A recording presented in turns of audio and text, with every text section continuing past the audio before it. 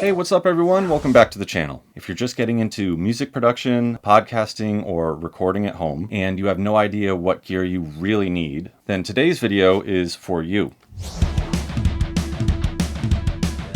We are breaking down the ultimate home studio starter kit. What to buy, what actually matters, and what you could skip for now, without wasting money or getting overwhelmed. So, let's dive in. Before we talk gear, let's get 3 foundation truths straight. Number 1, your room matters more than your gear. Even affordable acoustic treatment makes a bigger impact on your mixes than expensive monitors ever will. Number 2, your monitoring chain defines your sound. That means how you listen to your music. Headphones, monitors, and interface must be accurate. Number 3, workflow beats wallet. Fast, reliable, simple gear lets you make music, not fight your setup.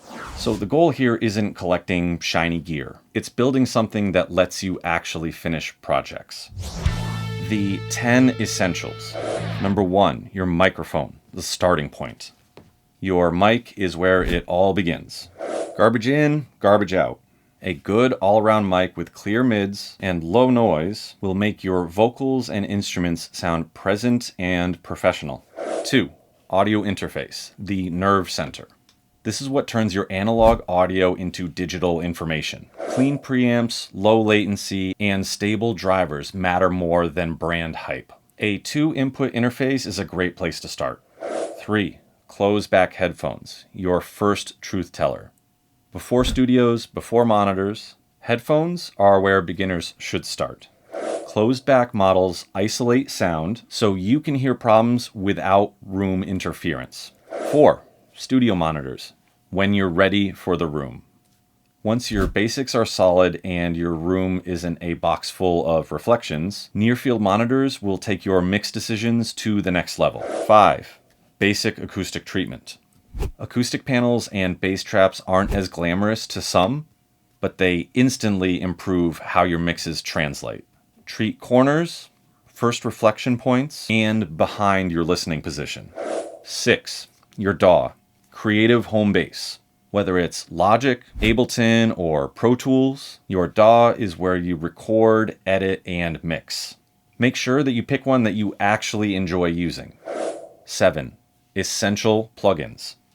You don't need every plugin under the sun.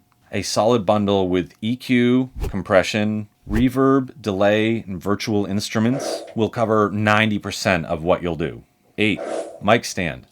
Don't sleep on this.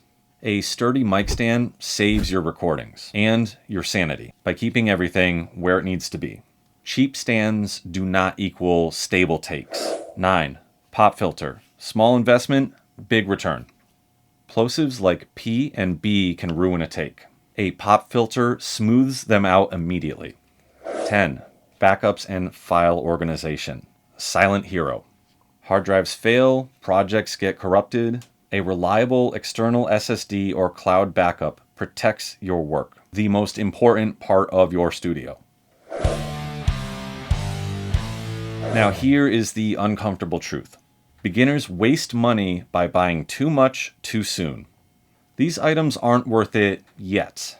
Expensive studio monitors before room treatment, boutique preamps, hardware compressors, giant MIDI keyboards if you don't play piano, $1,000 plus mics in untreated rooms. They just reveal problems. Build foundation first, upgrades later.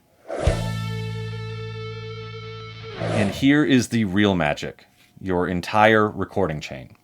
Mic to interface to DAW to headphones. That's it. Keep it clean and simple as you learn the ropes. So that's your ultimate home studio starter kit.